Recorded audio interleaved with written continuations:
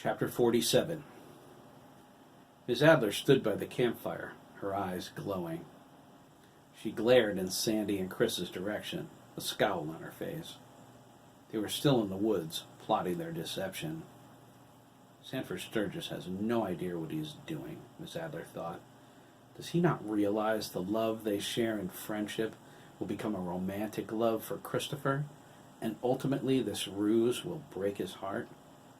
Master Sturgis might be able to play the part of a gay or bisexual, even to the extent of a physical expression of that circumstance. But he will never fall in love with another male. He's thoroughly heterosexual. She frowned, turning away. Will their friendship survive such a deception? His only consideration is to hurt Miss Walicki. He does not see how this will hurt Christopher as well.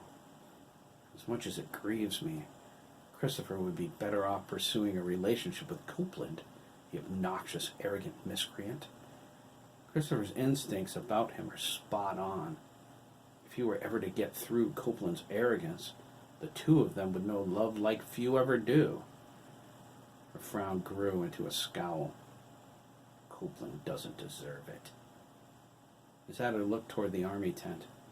I need to finish here, collect my next sample, and modify the memories of the Sturgis family. Ian is dead. Hiram has unspeakable plans for his corpse. She telepathically scanned the tent to make sure the boys were asleep, touching each of their minds. She telekinetically raised the door flap and slipped inside. She looked down at their sleeping faces. The light from her eyes banished the darkness. How innocent they look lying together, and how filthy, like a pack of mongrels. Miss Adler bent over Jeremy and Craig. She reached out and touched their foreheads with her index fingers. Sparks of light emerged from each contact point.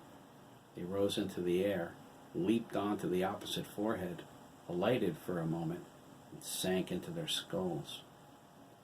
Two pieces of the same person, Miss Adler whispered. Two sides of the same coin. She slipped out of the tent. She glanced at the fading fire and the rising crescent moon. She reflected a moment before disappearing in Hiram's direction to collect her latest serum sample.